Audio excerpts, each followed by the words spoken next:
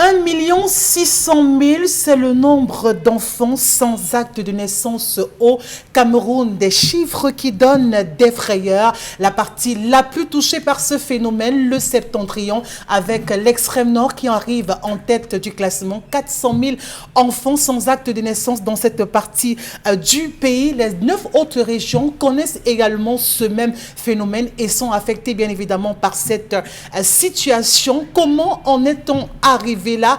Qu'est-ce qui explique cette négligence de la part des parents face à l'ampleur du phénomène? Que doivent faire les pouvoirs publics pour pouvoir justement remédier à cette situation qui continue de gagner du terrain au Cameroun?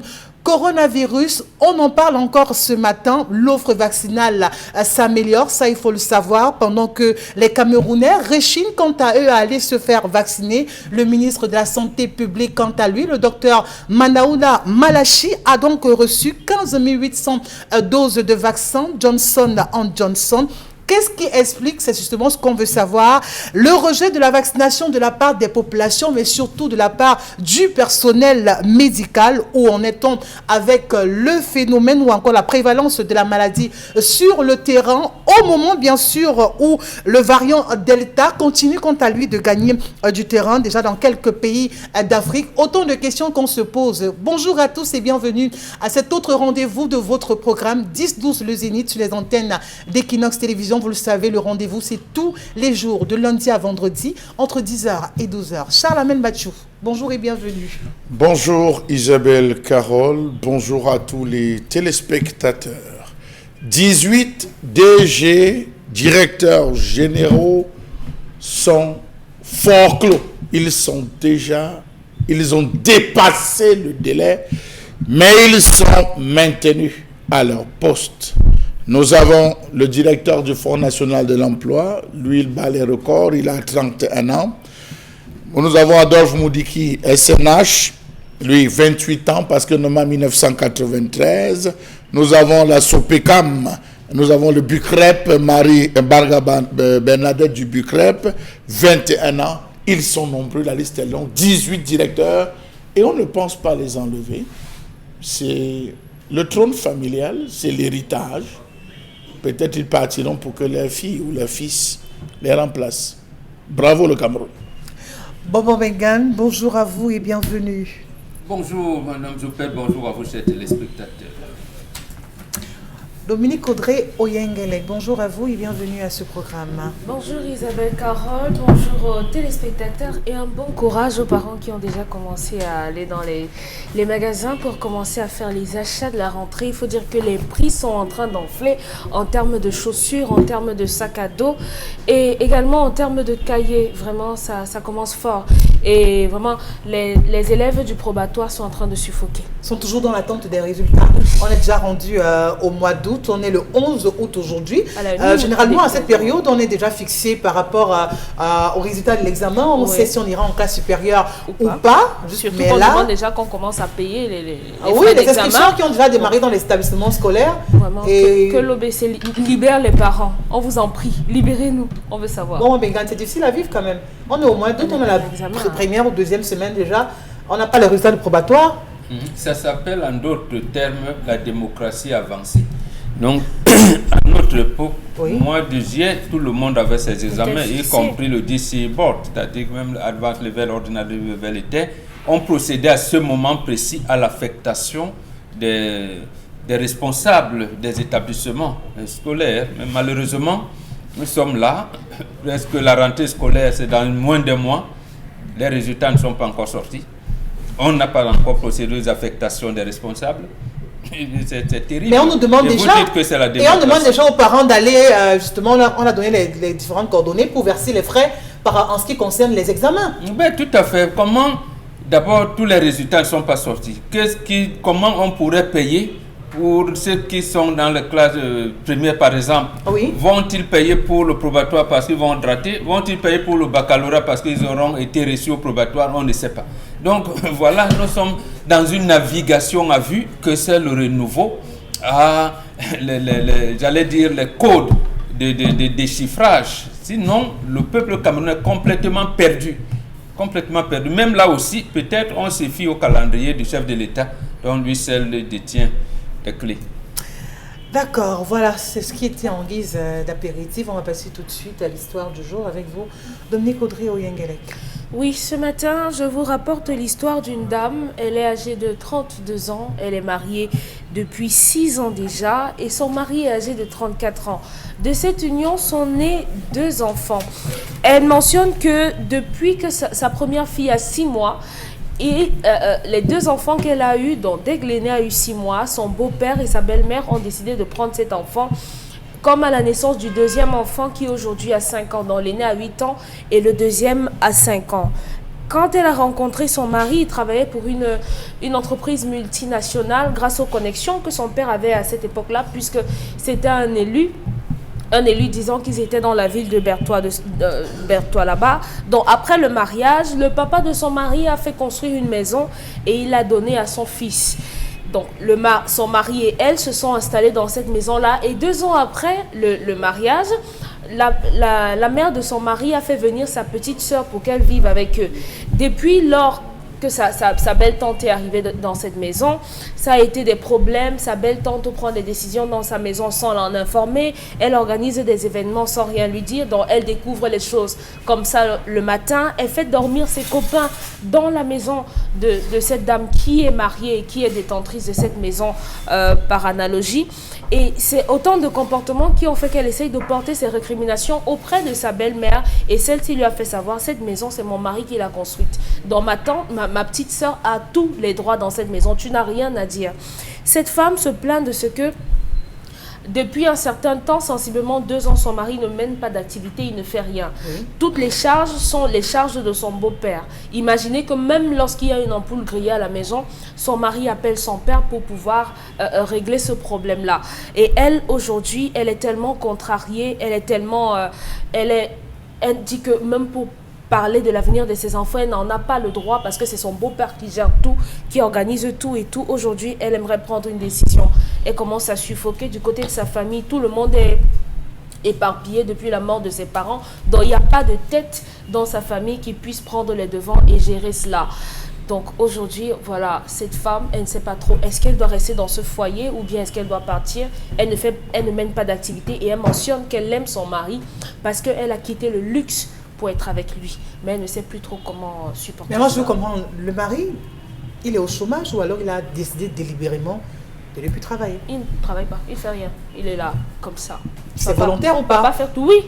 C'est volontaire? Oui, c'est volontaire. Parce que son papa va prendre soin de lui? Oui, la première fois qu'il travaillait, même c'est son père qui lui a trouvé le travail. On l'a envoyé travailler dans cette société-là. Après, il a arrêté. Comme ça, donc c'est son père qui décide de tout. Sa mère organise le foyer. Elle dit que sa belle-mère également encourage son fils à être infidèle. Elle organise tout ça et son fils, non, en fait, elle est seulement là, elle est figurante dans cette... C'est compliqué. Mais vous, en tant que femme, comment est-ce qu'on vit ça? Comment est-ce qu'on digère une telle situation? Avoir sa belle-mère entre les pieds, le beau-père qui décide de tout. Ben, finalement, on n'est plus marié. Ou alors on est marié à son beau-père, on n'est plus marié à son mari.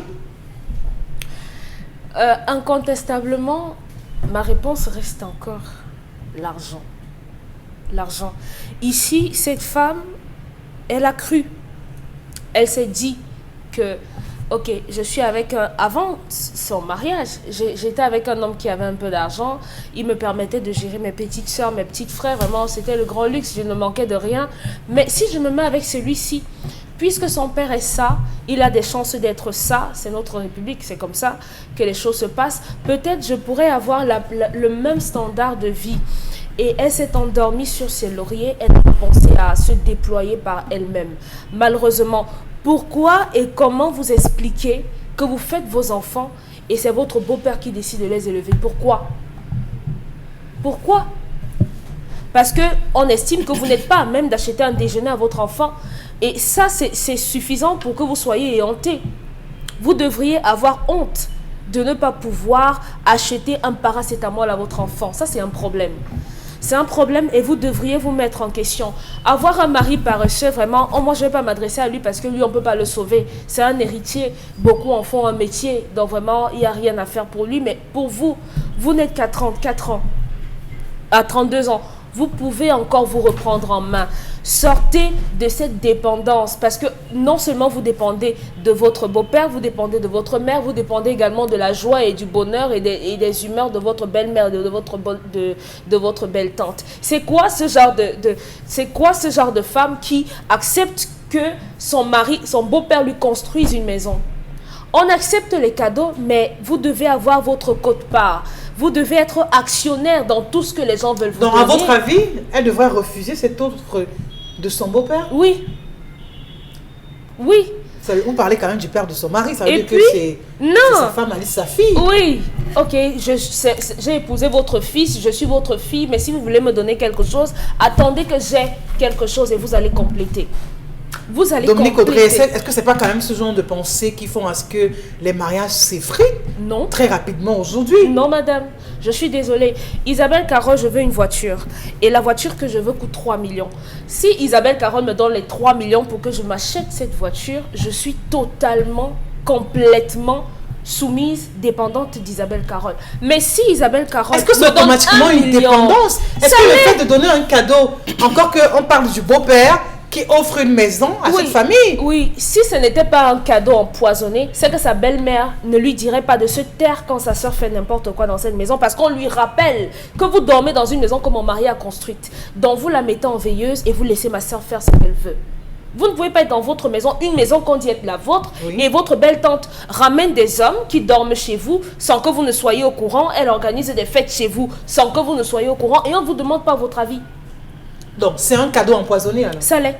C'est un cadeau empoisonné. Et c'est à cette femme de voir. C'est à cette femme de voir. Vous sortez de la maison et vous commencez à travailler votre argent. Parce que tant que vous allez avoir besoin de 600 de votre beau-père pour acheter des serviettes hygiéniques, madame, vous resterez un marchepied. Vraiment, il faudrait qu'on se donne un peu plus de valeur. Le mariage, c'est bien, c'est beau. Ne quittez pas votre mari si vous l'aimez. Mais maintenant, si lui vous aime, il faudrait qu'il fasse des efforts pour vous retenir à côté de lui. C'est quoi cet homme qui va se lever le matin, il va appeler son père pour dire que ma femme a faim, ma femme doit manger, je dois soigner ma femme. Ça veut dire que les parents de cet homme, eux également, ont failli dans l'éducation qu'ils ont donnée à leur enfant? Totalement. Vraiment, il n'y a même rien à redire là-dedans. Si votre beau-père, un homme qui, avoir un garçon de 34 ans, n'est pas à même de pouvoir payer l'instruction de ses enfants, ça veut dire que c'est un échec lamentable. Allez même savoir comment l'éducation que les filles ont reçue. Donc moi, la faute revient entièrement et totalement à cette femme qui a a décidé d'entrer dans ce foyer comme ça. C'est de sa faute. Et on ne peut pas le lui pardonner. Mais maintenant, il n'est jamais trop tard. Je persiste à le dire, il n'est pas tard. Elle peut décider de reprendre sa vie en main. Si elle commence à être autonome, si elle commence à redéfinir les choses dans cette relation avec son mari, bien entendu, s'il décide de se reprendre en main, reprendre les enfants et chercher une maison, à se construire, à se bâtir par eux-mêmes, peut-être les choses iront mieux. Est-ce qu'à un moment donné, Charles Hamel, je voudrais savoir avec vous, il ne faut pas accepter le soutien de la famille, sinon vous passerez le restant de votre vie à être victime de chantage sous toutes ses formes, parce que chacun viendra à son tour vous dicter comment faire, vous dicter vraiment les rapports ou encore comment vous devez être avec votre femme, la posture à avoir dans votre maison, peut-être même le nombre d'enfants que vous devez définir avec elle. Bref, vous serez en train de subir et non de vivre. Voilà là où on vous dit que la civilisation actuelle a littéralement échoué, a littéralement conduit l'homme à la perdition, a littéralement effacé la mémoire de l'Africain pour l'assimiler à toute autre chose. Permettez-moi de dire qu'à un moment donné, les Africains se retrouvent à avoir des tendances, permettez-moi, des animaux. Faites un tour à l'aéroport. Vous allez vous rendre compte que beaucoup de Camerounais sont en train de voyager, ils partent. Restez dans ce même aéroport, vous allez voir beaucoup d'Asiatiques en train d'arriver. Vous allez voir les Chinois, les Libanais, ils sont en train de venir au Cameroun. Du contraste. Du contraste, pour comprendre que tous sont en train de fuir, quand d'autres sont en train d'arriver. Alors la richesse, elle est à quel niveau? C'est là qu'il faut trouver. C'est pareil pour ce cas. Chez les Bantous, on dit de 0 à 10 ans. l'enfant est un esclave. Monte, il monte. Il obéit à un ordre sans hésitation ni murmure. De 10 à 20 ans, il est un disciple. Je te punissais parce que X, je te punissais parce que Y, tu vois, parce que tu laissais l'eau couler, les factures arrivaient. De 20 à 30 ans, l'enfant est un ami. Et de 30 en plus, vous êtes un conseiller pour cet enfant. Lorsque vous essayez de regarder, et là je me tourne vers Dominique Audrey, parce que je suis surpris de ce qu'elle dit. Elle a toujours dit, il faut laisser l'enfant faire. L'enfant casse la télé. Papa, j'ai cassé la télé, d'accord. Demain, je vais acheter. C'est pas grave, on pardonne. Papa, j'ai cassé les plans. Oh, c'est pas grave. Moi aussi, j'ai cassé. Et quand vous cassez, quand vous allez faire, on passe à autre chose. Donc, vous vous rendez compte que voici un enfant à qui on a tout donné. Les parents ont pensé pour cet enfant. Les parents ont réfléchi pour cet enfant. Les parents n'ont jamais donné la possibilité à l'enfant de pouvoir penser, créer et même, on va le dire, entreprendre. Quand nous étions jeunes, il y avait des jeunes qui fabriquaient des voitures en bambou. Oui. Nous tous, on est allés fabriquer les voitures en bambou. Et il y a des jeunes qui utilisaient les piles pour pouvoir faire tourner des ventilateurs et courir. Nous tous, on a appris, c'est une affaire de groupe. J'ai appris à chasser le rat, non pas avec les parents, avec le groupe. On sortait, on allait tendre les pièges, on ne rentrait pas. J'ai appris à tendre les pièges et pour le serpent et pour tout, parce qu'on évoluait en groupe. On a été circoncis en groupe, ceux de ma génération, avec qui j'étais circoncis. Je les connais tous et on se voit aujourd'hui. C'est un clan d'âge, on a d'ailleurs une réunion. On pousse l'enfant à penser et à agir en groupe. Lorsque les Français arrivent, permettez-moi de vous le dire, ils arrivent, la colonisation, on a commencé, puisque nous on mangeait en groupe. On mangeait en groupe, on mettait les bassines, on mangeait. Il n'y avait pas besoin, quand on disait que laver les mains, on prenait le son, parce que tout le monde lavait les mains. Allez, on mangeait le couscous ensemble, on mangeait la viande ensemble. C'était le bonheur, le principe de la communauté. On ne pouvait pas se détacher. Maintenant, quand les Occidentaux arrivent, on dit non, il ne faut pas laver, il faut faire le plat de chacun. Il faut qu'à la maison, chacun ait son plat, chacun a sa chambre, chacun... Vous voyez, on a commencé à diviser. Non, vous devez avoir plusieurs femmes, vous devez avoir une femme. On a segmenté toute la société. On s'est retrouvé à laisser l'égoïsme, l'égocentrisme, l'individualisme prendre. Et aujourd'hui, vous êtes surpris que vous pouvez aller chez votre frère, vous l'appelez. Allô, je suis en train d'arriver chez toi. Non, je ne suis pas là, ne viens pas. Mais je suis en bas, je vois ta voiture garée. Non, j'ai laissé la voiture, je suis sorti. Pourtant, il est à la maison. Donc, vous voyez qu'on a amené cela. Voilà aujourd'hui le parent qui dit non, comme disait Dominique Odo-Yengelek, si j'ai tout, je donne tout. Je ne peux pas avoir la voiture. Et mon enfant marche à pied pour aller à l'école. Je mets l'enfant dans la voiture. J'ai de l'argent et que je peux payer le chauffeur. Ça, c'est Dominique Audrey pour des histoires. Ça, c'est la compile aujourd'hui. C'est la compile. Je mets un chauffeur qui va déposer mon enfant. Si j'ai de l'argent et que mon enfant doit déjeuner, même si c'est 5 000 francs de déjeuner, je donne le déjeuner. L'autre jour, elle nous a dit, si j'ai de l'argent et que je dois donner 50 000 francs comme argent de poste à mon enfant, je donne les 50 000 francs. Vous voyez que ça, sont les conséquences. Oui, c'est les conséquences.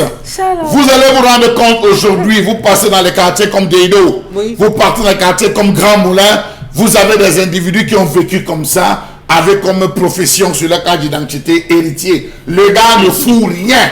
Il passe le temps à espérer. D'autres souhaitent même la mort de leurs parents et vont jusqu'à poser des actes, histoire de dire que mais le vieux là, il attend quoi pour mourir. Vous avez donc des gens qui organisent le mariage de leur fils. Non, cherche n'importe quelle fille. Trouve une fille. Moi, je veux bientôt partir avec les petits-fils. Ça, c'est la mère qui pilonne. On part, on marie le garçon, on trouve la maison, parfois on construit même la maison, ou on donne la maison. L'enfant se retrouve à l'intérieur. Il n'a jamais pu savoir comment on paye une facture. Il n'a jamais fait un stage où on creuse la terre, peut-être pour livrer le quartier, couler une étale, comme les enfants font. Il a grandi dans une facilité totale. Je dis bien une facilité totale et une liberté totale. Il est devenu un fainéant. Il est devenu un idiot. Et ça, je le dis parce que vous avez... Alors, ça, c'est la zone de Makepe et Koto aujourd'hui. Permettez-moi de vous dire, c'est une très bonne histoire. Makepe, Koto aujourd'hui, où beaucoup de parents et leurs ponts Les parents sont allés acheter des maisons, construire des maisons, loger les enfants, mettre les enfants à la maison, faire semblant d'associer l'enfant, tu vas travailler avec moi, l'enfant vient tous les jours, il est assis, il ne sait même pas ce qu'il a fait, la fin du mois il a un salaire, mais c'est papa qui ravitaille la maison, c'est papa qui paye les factures via son téléphone. Donc voilà ce à quoi nous avons été réunis aujourd'hui, et je dirais à cette fille, pour que ça change, il faut que les parents décèdent. Oh. Je le dis oui. Pour que ça change, il faut que les parents décèdent. Qu'il y ait un électrochoc violent. Parce que quand papa va décéder, maman va décéder, qui fera? Qui s'occupera de quoi? Tous les il y aura bagarre. Coupés. Oui, tous les vivres seront coupés, il y aura bagarre. Parce que les soeurs vont venir dire que tes bêtises que tu faisais avec notre papa, permettez-moi l'expression, les bêtises que tu faisais avec papa, ça va s'arrêter là aujourd'hui. Monsieur, aujourd'hui tu vas travailler parce que nous tous on a droit. Nous aussi on va manger notre pain. Ça va créer des problèmes et il va se retrouver à avoir la pression. Donc je dirais à cette femme, si vous avez le choix, soit vous souffrez de patienter, c'est décès. Parfois il faut le mal aide au bien. Soit, oui, ça il faut attendre le décès des parents. Soit tout simplement se retirer, le laisser, mais l'abandonner. ne pas ce que prendre la maison, ça a été la pire décision pour ce couple, d'accepter un tel présent de la part des beaux-parents. Ce garçon à 34 ans ou c'est 35 ans n'a jamais décidé pour sa propre brosse à dents. J'ai dit, il n'a jamais décidé, même pour se raser, il n'a jamais décidé. C'est ses parents qui ont décidé tout pour lui. Il était simplement dans l'eau. On lui dit, monte, on met l'argent. Papa, je suis fauché, je n'ai pas 10 francs. Pas chercher l'argent au bureau. Attends, je te fais un dépôt. Ils sont nombreux, les parents qui ont mis ses enfants dans cette disposition. Et lorsque l'enfant se retrouve à ceci qui n'a pas 25, qu'est-ce qu'il fait? Si ce n'est pas l'arme qui sort, c'est la drogue. On les voit tous. Moi, je veux savoir, qu'est-ce que vous avez envie de dire aux parents aujourd'hui? Parce qu'il y en a, justement, quand on a forcément qu'on côtoie, qui vous dit, je ne peux pas avoir de l'argent et laisser l'enfant souffrir, Charles Hamel. Vous n'avez pas avoir les moyens de donner une voiture à votre enfant et vous décidez délibérément de le laisser... Chaque chose qu'on acquiert par la souffrance est une bénédiction, est une joie, parce que l'école et la souffrance est une école de sagesse. L'Église catholique ou les chrétiens ont l'habitude de dire la douleur est bien parce que la douleur rapproche de Dieu. Lorsque vous êtes en train de rouler, vous êtes dans un véhicule, vous voyez un choc partout dans l'espace. Seigneur, jamais quand vous mangez les rognons, jamais quand vous mangez les bons plats, vous dites Seigneur, souviens-toi de moi, je mange bien. C'est quand il y a des problèmes que vous dites oh Seigneur, enfin j'ai échappé. Donc c'est dire qu'il faut la souffrance. Prenez votre enfant, demandez-lui, il vient vous dire qu'il va acheter le pull vert. Oui. Il va acheter une paire de chaussures. Tu lui dis ok, d'accord, je suis d'accord que tu achètes, mais ce mois-ci, commence à épargner. Je vais te donner par exemple, ça coûte combien? 3000 francs ma paire de chaussures. Je suis d'accord. Ce mois, bats-toi pour épargner. Vous augmentez dans ce que vous le dépannez. Ça, c'est l'école. Vous augmentez. C'est-à-dire, si vous donnez 200 francs, vous essayez de voir, vous allez donner 300 francs pour essayer de voir. Est-ce qu'il aura la notion, chaque jour, d'épargner 100 francs, qui en 31 jours lui feront 3100 francs? Vous l'observez. C'est par l'observation que vous donnez. À la fin du mois, il vient vous dire que, ouais, tu m'avais promis qu'on devait causer à la fin du mois. D'accord. Je t'ai donné combien chaque jour? 300 francs. Tu as épargné combien? Rien, papa, j'ai tout mangé. D'accord, cher ami, ça prouve que tu n'as pas besoin de cette chaussure. Parce que si franchement tu avais besoin de cette chaussure, je te donnais 100 francs supplémentaires pour que tu fasses ta caisse. Il faut apprendre à l'enfant à créer. Ne bloquez pas les enfants. Envoyez les enfants, accompagnez les faire des activités qui peuvent permettre à l'enfant de savoir entreprendre et savoir créer. C'est tout ce que je dis aux parents. Il n'y a pas deux choses. Arrêtez de tout donner aux enfants et de penser pour les enfants. C'est un danger. Bon, Bengan, parce qu'on a souffert, on a eu une enfance tellement difficile, tellement compliquée, il n'y avait pas de moyens et tout, qu'il faut forcément vraiment faire passer l'enfant par cette école-là également. Aujourd'hui, le garçon, il sait qu'il est l'héritier, il jouit des biens de ses parents, et maintenant la fille en détresse. Ça veut dire deux choses. La première, le bonheur chez nous en Afrique n'est pas individuel, il est collectif. Vous voyez donc comment une fille est arrivée là-bas, il vient tomber et se trouve dans le malheur. Donc quand on éduque quelqu'un, c'est la société qui en profite. C'est la première chose. La deuxième chose, c'est que les parents qui ont vu ça, qui se comportent de cette manière, j'ai souffert, je ne veux pas que mes enfants souffrent, ça veut dire qu'ils n'ont rien appris de la vie. Là alors, rien du tout. Rien du tout. Parce qu'ils ne se rendent plus compte que ce qu'ils appellent souffrance, c'est ça qui les a forgés à tenir jusqu'au niveau où ils sont, à pouvoir supporter les affres de la vie. Ils pensent que c'est en préservant l'enfant un certain type de comportement. Mais là, le résultat est là. Salamel a énoncé un certain nombre de choses. Mais ce que les bobos là vivent, presque tous les enfants sont dans la drogue. Ouais. Ah bon? Oui, ils en souffrent. Presque tous les enfants sont dans la drogue. Dans la drogue. Vous vous rappelez, d'abord, il y en a qui achètent les diplômes des enfants. Bon, il y en a aussi qui sont un peu intelligents à l'école. Ils passent le bac à 16-17 ans. On l'envoie à Montréal, à Miami et je ne sais pas où. 23 ans, il a son diplôme d'ingénieur et tout. Mais il ne sait rien faire. Il devient avec la drogue. Il est dans la drogue. Il devient médecin. Mais il est dans la drogue. D'abord, il n'a rien appris de la vie. Donc, papa, tout est là. Tout est là. Même la femme, on dit, trouve une femme, nous on vient de te, il ne sait pas. Il n'a rien appris de la vie. Donc, ces parents-là ont tué leurs enfants. Je répète, ces parents ont tué leurs enfants. C'est pour cette raison que, justement, contrairement à ce que les anthropologues occidentaux ont dit, pour l'Africain misait beaucoup plus sur la fille. Contrairement, parce qu'on vous dit que non, chez les Africains, la fille ne parle pas. Non, au contraire, c'est quand on regarde les enfants, on misait sur la fille. On se dit, elle est élevée ici, elle est éduquée chez moi, elle pourrait aller en mariage demain. Donc, en fait, elle va reporter son éducation ailleurs. Donc, le choix de l'encadrement de la jeune fille était orienté à ce qu'elle soit la fleur et représente de la famille. Le garçon, lui, c'est un concurrent. Mais quand vous manquez donc à imprimer l'esprit de concurrent au garçon, devient un problème. Parce que peut-être faut aussi dire ça, oui. L'éducation de la jeune fille a été stoppée par la colonisation française.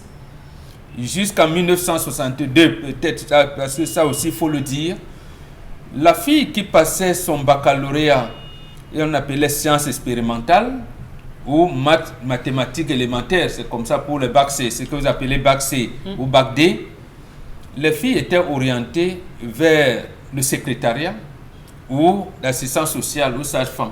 Alors que ses collègues garçons faisaient médecine, pharmacie, continuaient à l'université et tout. Je dis jusqu'à hier, en 1962. Maintenant, on vient penser que c'est les Africains qui ont voulu. C'était une orientation politique. Et donc, ici, les familles de Bobo, donc c'est là, en tuant son fils, avec sûrement l'encadrement de sa maman, n'a pas su qu'ils sont en train de tuer leur famille. La fille ici, moi je lui dis, comme elle l'aime, ma fille, comme tu aimes ton mari, j'allais dire supporte. Parce que tu donnes l'impression de connaître le problème de la vie, de pouvoir maintenir et te dire que la vie ne se limite pas là. Donc, en fait, c'est un cheminement que ta famille aurait dû régler avant. Quand on vient de doter ta fille, tu dois savoir où est-ce qu'elle va. Donc, la mère du garçon a donné quel qualificatif à son fils quand on venait doter la fille. Donc, y a-t-il eu échange d'informations? Y a-t-il eu mensonge dans cette information?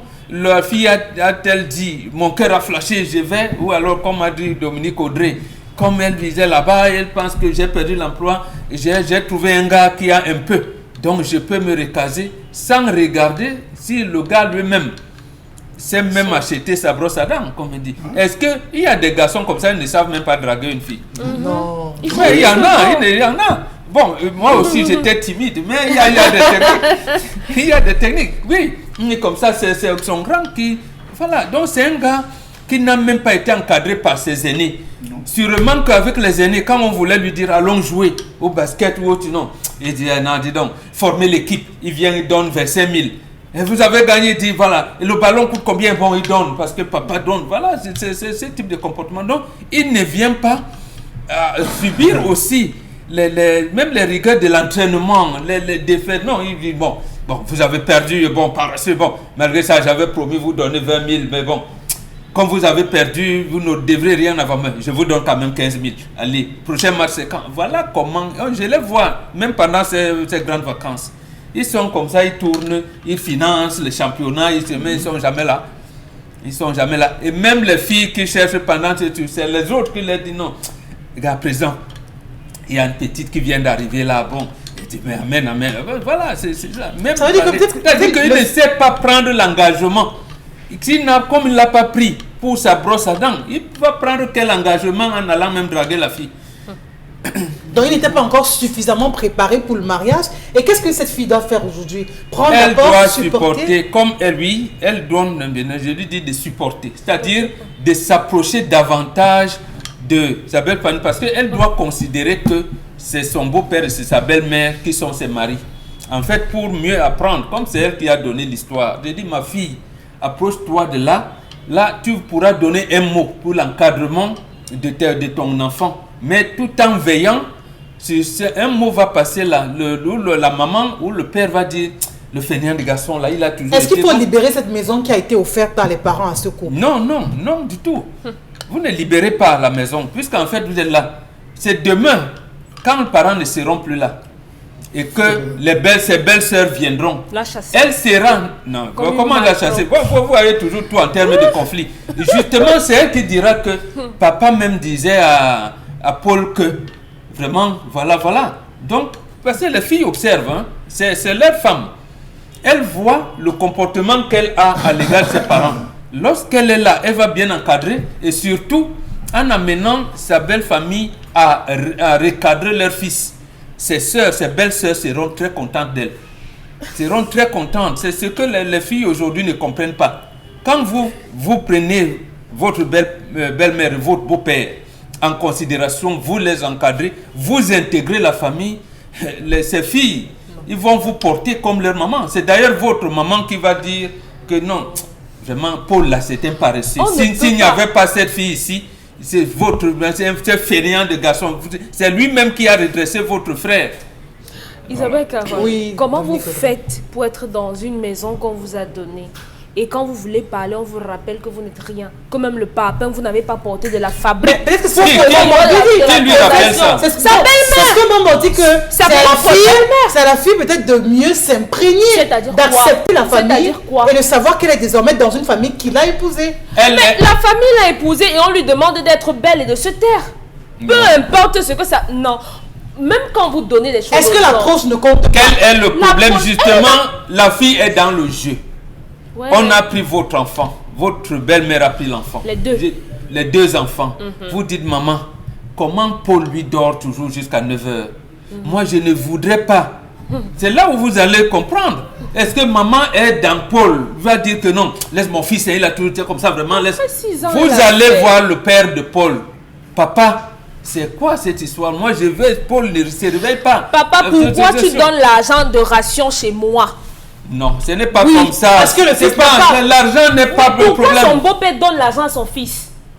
Ça veut dire que pour vous maintenant... On ne pose pas le problème en termes d'argent, ça veut dire que vous avez mal posé le problème. Vous posez le problème en termes de comportement que vous décriez. Papa, pourquoi tu rationnes chez moi alors? C'est mieux formulé. Le comportement de votre mari, c'est ça qui est un problème. C'est pas l'argent ou pas l'argent. Un homme normalement constitué appelle son père pour dire que mon ampoule est grillée. Mais il n'est donc pas normalement constitué. C'est ce que Charles a démontré. On fait donc comment? Donc ça veut dire que pour vous, le divorce, c'est la meilleure chose? Voilà. Pas le divorce. Qu'elle mette la pression à celui-là. Même aller travailler dans une fabrique de papins, qu'il sorte au moins. Vous avez vu, c'est on pose le problème à la famille. Non, le problème n'est pas individuel, Dominique. Non, la famille sait. La famille sait. Parce que lorsque c'est votre beau-père qui dit que les deux enfants là, quand je vous regarde, vous ne pouvez même pas les nourrir, vous ne pouvez pas les envoyer à l'école, je prends. Elle s'est tue, elle a accepté, elle a accouché le deuxième enfant. À 6 mois, elle a encore donné le deuxième enfant. Et maintenant, lorsqu'il faut rationner à la maison, lorsqu'il y a un problème, lorsque les ampoules se gâtent, on appelle beau-papa. Et c'est beau-papa qui envoie l'argent, qui fait tout. Donc la famille sait pertinemment qu'elle est là et que c'est son beau-père qui gère. Je répète, la famille n'a juste à cacher donc l'information sur le comportement de leur fils. On fait comment quand une fille tombe sur ce genre de situation? Elle se prend en main. Elle se prendre en main voudrait dire que c'est toi la fille qui repositionne le problème que tu décris auprès des parents de ton mari. Maman a un type de comportement, vous en parlez à papa. Je ne veux pas cette attitude de Paul. Maintenant, si papa dit, bon, on verra comme ça, c'est à ce moment donc que vous vous repliez, vous dites, maman, vous aussi, vous avez accepté cette idée. je ne peux pas vivre là-bas. Vous savez que tout se passe dans le dialogue, tout se passe dans l'approche, tout se passe dans le comportement, dans l'attitude peut-être de la fille ou encore du jeune homme, ou à elle-même, celle qui se plaint, de pouvoir le poser peut-être à cette belle famille-là. Dans tous les cas, vos avis, on les attend. Ce sera via le numéro qui s'affiche au bas de l'écran. On va lire vos réactions SMS. Ce sera en deuxième partie du programme parce que pour l'heure, c'est la colère signée Charles-Amel Batcho.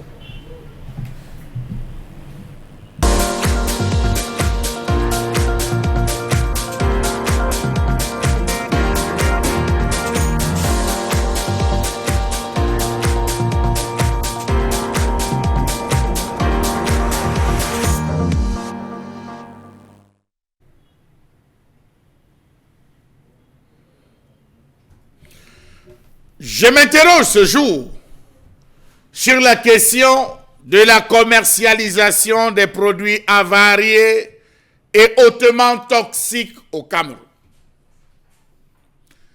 Le Cameroun est devenu une poubelle, une très grosse poubelle dans laquelle on retrouve tout et n'importe quoi du fait de la porosité des frontières, du fait de la corruption qui sévit dans le secteur des douanes.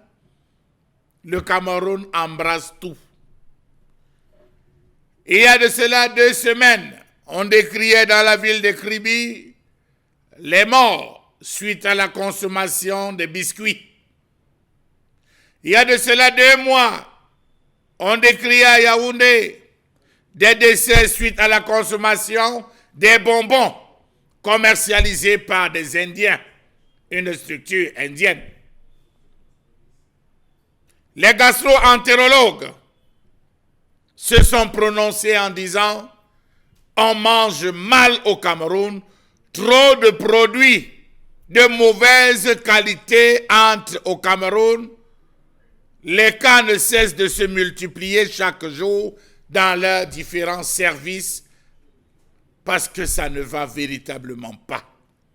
Le Cameroun est le pays où on consomme n'importe quoi sans que l'autorité compétente s'en indigne, pas même les élus de cette République.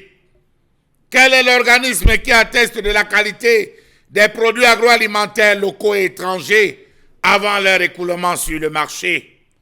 À quoi sert la loi du 5 août 1996 relative à la normalisation s'il n'est pas appliqué dans ce pays? Comment comprendre qu'il n'existe spécifiquement pas de loi qui régisse cette activité? On essaie au Cameroun de se débrouiller avec la loi du 5 août 1996 relative à la normalisation et dont le décret d'application reste toujours attendu.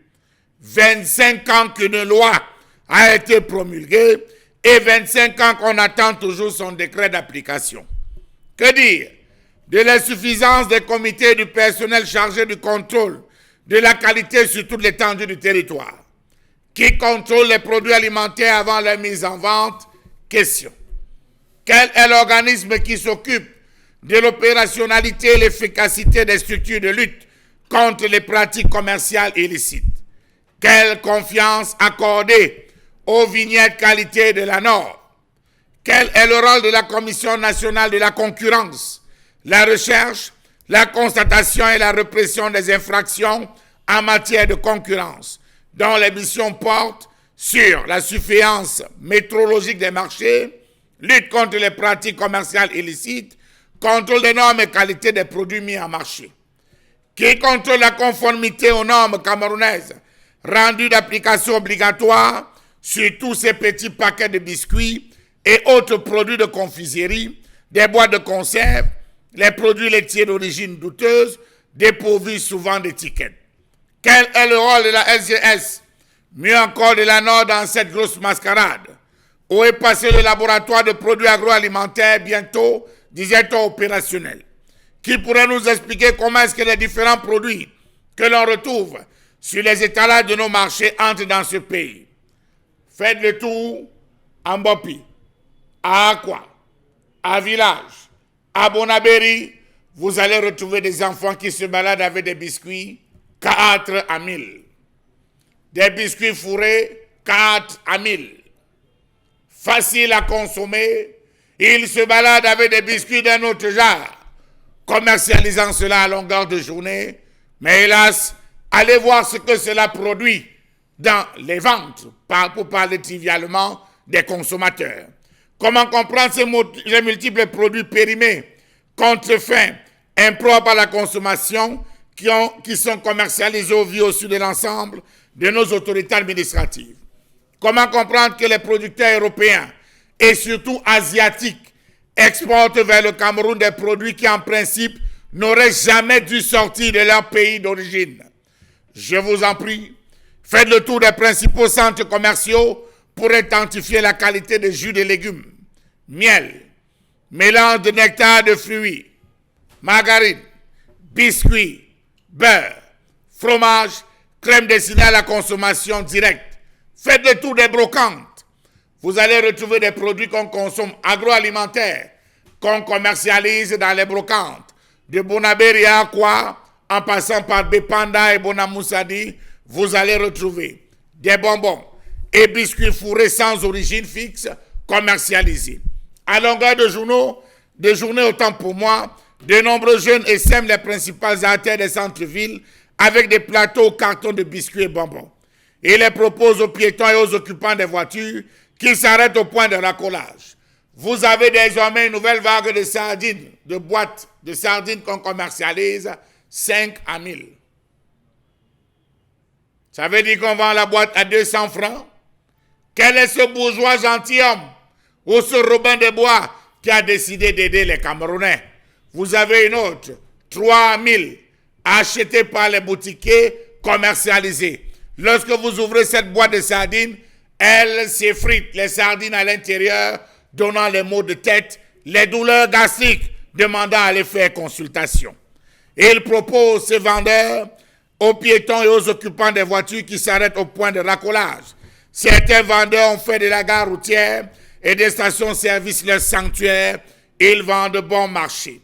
En faisant ce tour, vous allez découvrir que le Cameroun, véritablement, est devenu une poubelle.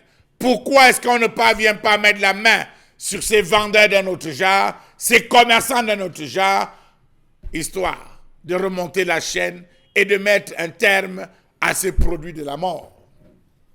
Des produits de la mort. Alors, oui, vraiment l'expression j'adore parce que c'est justement de ça qu'il s'agit, ces produits plutôt empoisonnés, des produits justement qui vous font être cloué sur un lit et vous pouvez très facilement passer de vie à trépas.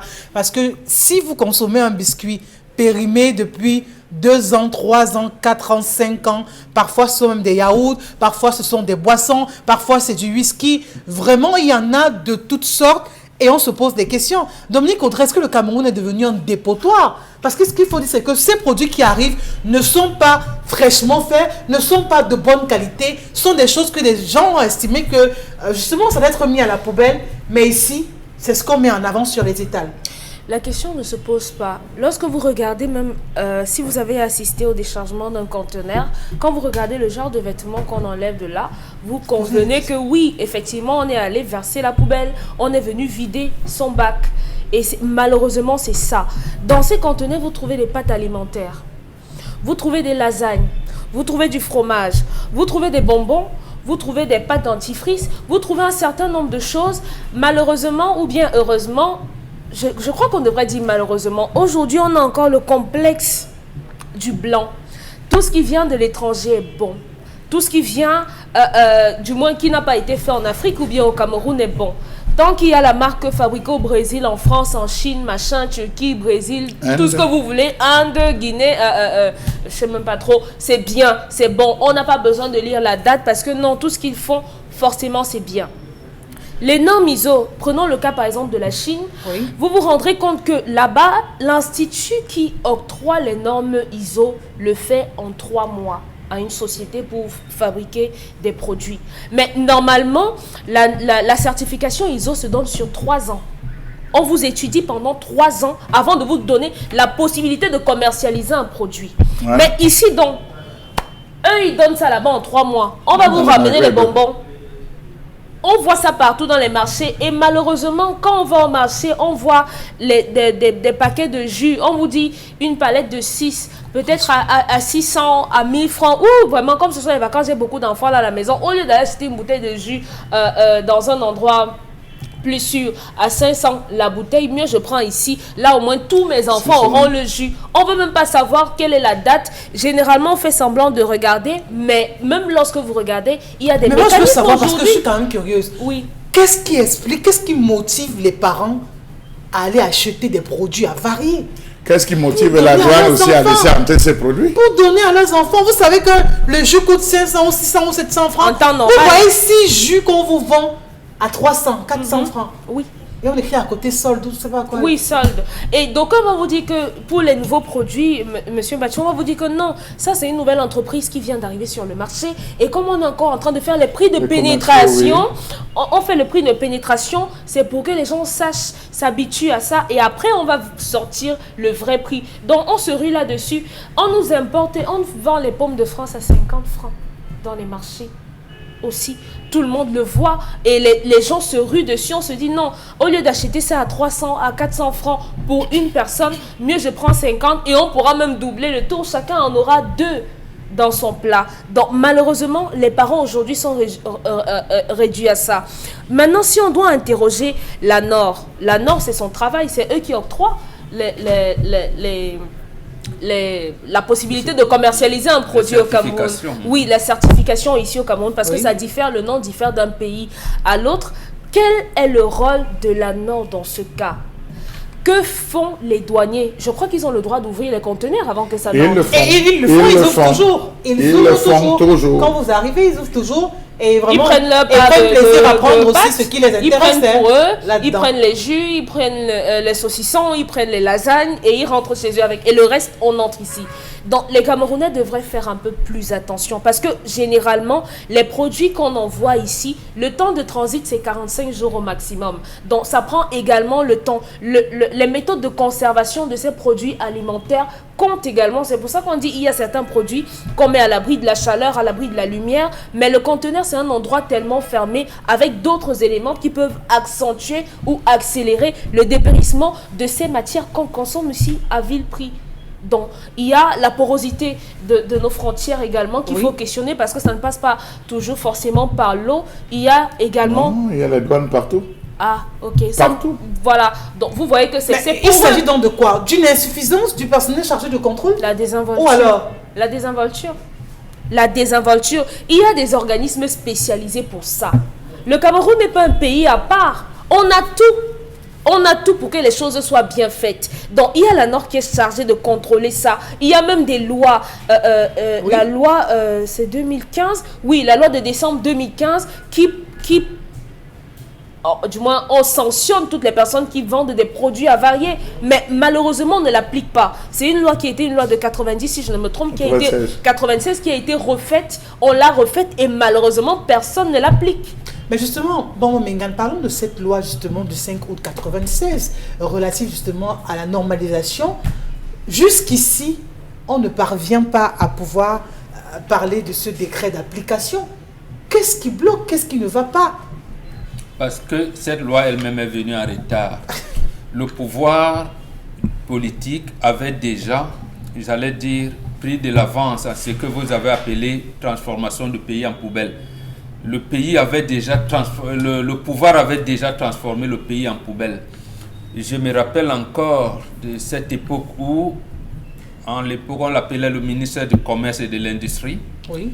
Il accepte l'installation de sociétés étrangères ici qui allait tuer Milky Way.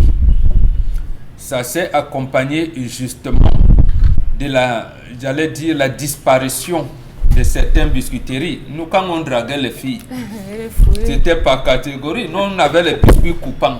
On détirait la jetée. Moi, les mocha glacés. Voilà, les mocha, c'était pour les gens un peu plus... Non, qui avaient un peu... Voilà. Et les biscuits importés coûtaient cher. Oui. Donc, c'était là. On n'avait pas... Vous allez dans certains magasins spécialisés. Voilà, c'est pour les Européens, c'est pour les bobos, voilà, la classe. Mais nous aussi, on avait nos biscuits où il y avait aussi les paroles d'amour. Quand vous achetez un paquet de biscuits à 100 francs, vous donnez à la petite que vous draguez, elle est contente. Voilà, vous n'êtes pas obligé. Elle n'est pas, elle sait que bon, voilà. C'est votre niveau. Non, c'est bon. Et surtout, elle sait qu'elle est aimée par quelqu'un. De la même manière, il y avait les petits boîtes de lait, à tous les niveaux. Il y avait les petites boîtes de lait qu'on pouvait acheter, ainsi de suite, ainsi de suite. Donc, en fait, la société était organisée de telle manière que l'industrialisation au pays faisait vivre tout le monde.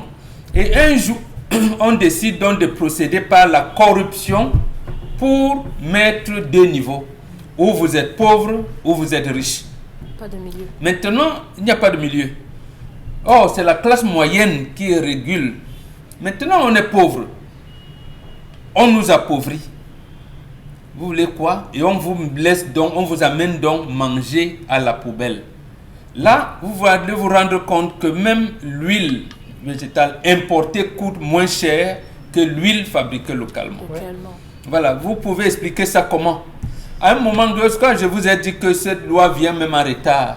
Parce qu'en fait, pour contrer ça, parce que la mondialisation est venue avec Margaret Thatcher et Ronald Reagan, bon, Mitterrand et Helmut Kohl sont arrivés, se sont alignés, on a dit comment enlever le rôle de la douane dans les pays sous-développés. Or, la douane, enlever le rôle, c'est quoi? La douane protège l'espace économique du pays. Maintenant, on vous dit, commencez à baisser les taxes douanières pour permettre aux autres produits d'entrer. Nous nous sommes trouvés donc ici avec les poulets congelés avariés qu'on envoyait ici, alors que, bon, comme ça venait là-bas, moi aussi j'ai acheté les poulets, alors qu'il y avait de bons poulets.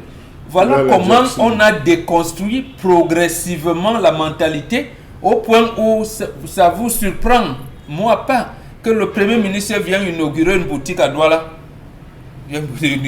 Moi j'attends que le Premier ministre vienne inaugurer, comme l'a fait pour la cimenterie, d'autres usines qui sont connectées à la haute tension. Mais il vient inaugurer une boutique. Il fait quoi, inauguration d'une boutique? C'est le sous-préfet de la localité qui peut s'en charger. Donc vous voyez jusqu'à quel niveau on a réduit le peuple on a paupérisé le peuple pour que, en fait, vous ayez toujours à choisir au moins 3 choses dans la détresse. Vous ne pouvez pas vous habiller. Vous avez faim. Les enfants doivent aller à l'école. Vous devez vous soigner. Et vous n'avez que 100 francs. Donc, comment vous allez faire avec les 100 francs? Acheter les bananes de 25, parce qu'à notre époque, même pour faire les bananes malaxées, c'était 9 bananes à 25. 9 bananes malaxées à 25 francs. Maintenant, c'est 500. Hein? Voilà, maintenant 9 bananes, c'est 500. Donc, même avec 100 francs, vous ne pouvez pas. Nous, avec 100 francs, on pouvait faire les bananes malaxées pour 2 jours. Wow. Donc, aujourd'hui, vous ne pouvez pas. Donc, vous voyez comment on a réduit, on a rendu les populations pauvres. Et on nous est dans une situation de détresse, de telle manière que vous ne pouvez pas épargner. Donc, en fait, si hier, on se battait pour avoir une place au soleil, aujourd'hui, les Camerounais sont les forçats contre la mort. Ils luttent pour ne pas mourir, mais ils ne luttent pas pour vivre. Parce qu'ils ne peuvent pas projeter qu'est-ce que demain sera fait. Nous, fin du mois, papa achetait un sac de riz et un sac de macabo, on appelait Ndjombe. Voilà.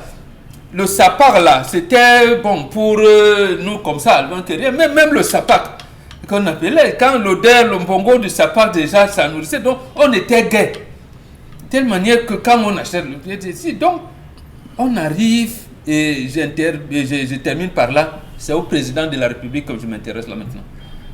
Lors du comice agro-pastoral de Bolovan le dernier, il a dit, nous consommons ce que nous ne produisons pas. Mais comment alors, c'est lui qui doit faire, il doit équilibrer l'échange. 5% des Français s'occupent de leur agriculture. Or, la France mange à sa faim et exporte. Nous avons 95% de Camerounais qui s'occupent de l'agriculture, mais le Camerounais meurt de faim. Il n'arrive même pas à y parler. Est-ce que c'est vraiment, est-ce que c'est pouvoir montrer que on a échoué en ce qui concerne aussi la production locale? Oui, justement. Je reviendrai toujours. Le 14 août 1986, quand le président de l'État lance le 6e plan quinquennal, il dit le Cameroun est un pays à revenu intermédiaire. Nous n'irons pas au FMI. Ainsi de suite, ainsi. Ce qu'il n'a pas dit, et c'est qu'on avait même une réserve de 900 milliards de francs CFA dans un compte en Suisse, qui était le libellé du compte, c'est président de la République du Cameroun. Ça se trouve dans le livre de Paul Tedga, Ouverture démocratique en Afrique noire. Donc, vous allez trouver ça dedans. Mais maintenant, comment se fait-il qu'un mois après, il nous amène au FMI, qui nous amène dans des mesures drastiques? Il est obligé de couper les salaires des fonctionnaires à 70, de fermer l'essentiel des entreprises publiques et parapubliques dans notre pays. Justement, vous gardez la parole, mon Mégan, on reviendra à vous, ce sera en deuxième partie de ce programme 10-12, le Zénith.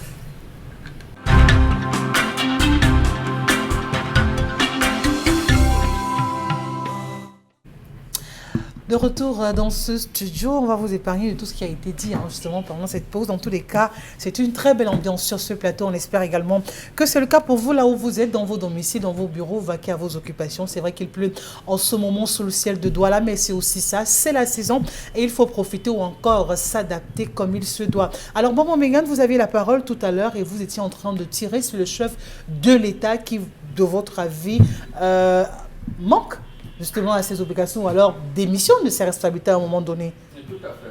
Comme quelqu'un peut dire, je ne faillirai pas à mes engagements, mais à peine avoir terminé le discours, il a failli déjà. Donc, la douane protège l'espace économique d'un pays. Il avait sorti une loi qui crée l'Office national de la zone franche industrielle du Cameroun. Il voulait faire de Bonabéry jusqu'à Limbé, au nord-ouest, une zone industrielle dont les produits sont voués à l'exportation. Selon lui, il fallait donc contenir, les importations de produits d'une part, et d'autre part, avoir des devises. Donc plus on exporte, plus on doit avoir des devises. Mais à peine l'a nommé, on ne sait plus où se trouve la zone franche aujourd'hui. Donc le Cameroun n'a pas été industrialisé. Et c'est encore lui qui vient se plaindre. Il dit que mais nous consommons ce que nous ne mangeons pas vraiment, ce n'est pas bien. Et les médecins lui disent également que le taux de prévalence du diabète et de l'hypertension artérielle augmente parce que nous mangeons mal. Mais il y a la norme. Après, il vous dit, on va ouvrir en Bopi un laboratoire sous-régional de contrôle alimentaire. Le Premier ministre vient poser la première pierre depuis jusqu'à aujourd'hui. Je pense que c'était depuis 2012. Oui. Jusqu'à aujourd'hui, rien. Donc, nous avons la douane. On devait avoir ce laboratoire pour contrôler ce que nous mangeons. Ça n'existe pas. Et avec un tel président, vous dites quoi? Mais justement, le président nous a jetés dans la poubelle. Les autres pays de la CEMAC lui disent, ne va pas aux APE. Il faut qu'on négocie ensemble pour aller dans cette histoire-là. Il dit non, moi je vais seul. Il part signer les accords de partenariat économique avec l'Union européenne, alors que chez nous, on n'a rien. Qu'est-ce qu'on met comme, j'allais dire, pour contrer la poussée des produits qui viennent de l'Union européenne? Il n'y a rien. La Chine, qui est restée enfermée pendant des années, comme membre permanent du Conseil de sécurité, avait refusé d'entrer dans les échanges commerciaux mondiaux en refusant d'adhérer au General Agreement on Tariff and Trade. La Chine adhère à l'OMC. À sa création en 2002, la Chine a dominé le monde. Et notre président voyait ça. Maintenant, pour nous transformer en véritable poubelle, il signe avec les Européens, mais il peut aussi signer avec la Chine. Donc, vous voyez comment les Chinois arrivent ici. Ils fabriquent même les beignets. Ils font les beignets. Ils leur donnent des terrains pour cultiver le riz qu'ils exportent. Alors que le riz local n'est même pas consommé ici. Les Chinois, ils viennent vendre jusqu'à la tomate, jusqu'au persil, jusqu'aux oignons. Mais finalement, nous, on fait comment? Donc, nous allons manger même les oignons, tout, qui nous viennent de l'extérieur. Quand on est dans un pays comme ça, on est mort. Mais vous adressez directement au chef de l'État, Bobo Mégane, est-ce que ce n'est pas exclure le ministre du Commerce qui occupe ce poste depuis fort longtemps aussi? Non. C'est le chef de l'État. D'abord, il a pris une décision forte. C'était en février 1995. Le ministre des Finances de l'époque s'appelait Justin Dioro. Il lui demande de suspendre la douane au profit de la Société Générale de Surveillance, une société suisse. C'est-à-dire que la douane devait seulement s'occuper des affaires, des marchandises de 1 million. Pourquoi? C'est qu'il avait dit. Il fallait moderniser le fonctionnement de la douane. Il fallait rendre la douane performante et rendre la douane, j'allais dire, opérationnelle. Je ne sais pas ce qu'ils ont appelé opérationnel. Sous le vocable de sécurisation des recettes douanières. Bon, ça veut dire quoi? Je n'en sais rien. Toujours est-il qu'à ce moment-là, quand vous prenez donc une telle option, le ministre ne fait qu'appliquer. Et quand le ministre vous dit, sur haute instruction de la présidence de la République, sur très hautes instructions du président de la République, je fais, ça veut dire que c'est lui, en fait, qui définit la politique de la nation que le ministre applique. La norme, Jean-Lamène nous parlait de ciment, c'était hier ou quoi. Comment on peut le faire? Il y a bien la norme au Cameroun. Je pense que le PCA de la norme, c'est un haut cadre du comité central. Ça doit être Bayero Fatil. Dans la PCA de la norme, donc un industriel. Papa était industriel, lui-même il est un industriel. Mais lorsqu'ils vous mettent dans cette situation-là, puisque tous parlent au nom du chef de l'État, et lui, il ne fait rien, que vous voulez qu'on s'apprenne à qui? C'est lui l'entrepreneur en chef. C'est lui qui nous met dans cette situation, et en plus c'est lui qui a prêté serment devant la nation pour nous amener dans la prospérité. Charles Hamel, comment rendre la douane performante? Parce que c'est toute la grosse question, puisque c'est à ce niveau que tous ces produits passent, que tous ces produits entrent. Et c'est eux qui sont les premiers, justement, au niveau de la barrière. Bien, avant de vous répondre, je vais vous dire, lorsque vous allez au Mali, le Mali a beaucoup de motos, le Burkina Faso, beaucoup de motos, mais vous allez vous rendre compte que les conducteurs de motos ont des chasubles, les conducteurs de motos ont 2 casques. Un casque pour eux, c'est-à-dire le conducteur, et l'autre pour le passager. Et là-bas, on ne bâche pas. Là-bas, on ne bâche pas. Je reste dans ces 2 pays. Tout ce qui entre, ils n'ont pas de laboratoire adéquat. Ils récupèrent l'ensemble des produits, ils font des prélèvements qu'ils envoient examiner ailleurs pour conforter, on va dire, l'ensemble des dossiers présentés et se rassurer que les produits sont de bonne qualité. Si des pays comme le Mali, le Burkina Faso se battent à faire cela, combien de fois le Cameroun? Est-ce que vous savez que certaines structures se sont retrouvées à aller prendre les herbes mélangées avec la tisane et tout pour nous faire des thés conditionnés en nous faisant des thés qu'ils vendaient le paquet à 14 500 francs alors que c'était de la tisane, ce que vous appelez la citronnelle, mélangée avec certaines feuilles de safoutier. On vous disait que ça soigne, ça régule, ça traite les reins, ça fait... Les gens ont acheté, se sont versés avant qu'on ne se rende compte de ce qui était commercialisé. L'ensemble des thés qui sont commercialisés par la Chine au Cameroun, quelles sont les structures qui ont, en un moment, se sont arrêtées pour évaluer en disant ces produits sont-ils de bonne qualité pour les Camerounais? Point d'interrogation. Je m'arrête à ce niveau parce que là, il faudrait voir en termes de qualité. Vous avez sur le marché une espèce de bonbon que j'appelle le bonbon tricouleur. Permettez-moi, j'appelle ça tricouleur. C'est commercialisé par les Indiens. Ils vendent à 250 francs le paquet. Allez voir. Était-ce trop de saccharose? Était-ce trop de sucre? Trop de colorant? À la fin, on ne sait pas quel goût le... Oui, mais c'est vendu. C'est commercialisé sur le marché. Et quand vous posez la question, vous voyez des commerciaux. On recrute des jeunes en disant, non, c'est comme elle a dit, la pénétration du marché, gna, gna, gna. Vous êtes basé où? Non, on est dans une maison d'abord, en Dorbon, là-bas, on est venu sur la coopération, c'est tenu par X et tenu par Y. Vous commercialisez quoi? J'ai interpellé la Brigade nationale de contrôle des répressions de fraude en disant, mais il y a des choses que je ne comprends pas, essayons d'aller voir. Ils ont dit, ah vraiment, c'est des gens, ils ont leur papier, incidence diplomatique, vraiment, les affaires du marché, vous ne pouvez pas entrer parce que c'est contrôlé au haut niveau, à haut lieu. Lorsque vous avez cette réaction d'un responsable qui vous dit, je ne peux rien, si l'ordre ne vient pas du haut, nous naviguons où? Il y a une entreprise qui se balade dans la ville de Douala, toujours avec des commerciaux. Ils commercialisent des biscuits. 3 à 500 francs. Non, 3 à 500 francs. C'est des petits biscuits comme ça, 3 à 500 francs. Je me suis amusé à dire, donnez-moi des 3 paquets. J'ai payé. J'ai ouvert. je vous assure, à peine j'ai ouvert, tous les biscuits à l'intérieur se sont effrités. Je leur ai dit, ça c'est du faux. Ils disent, ah, on commercialise seulement, on nous a demandé de commercialiser. Alors, je vous épargne Mbopi.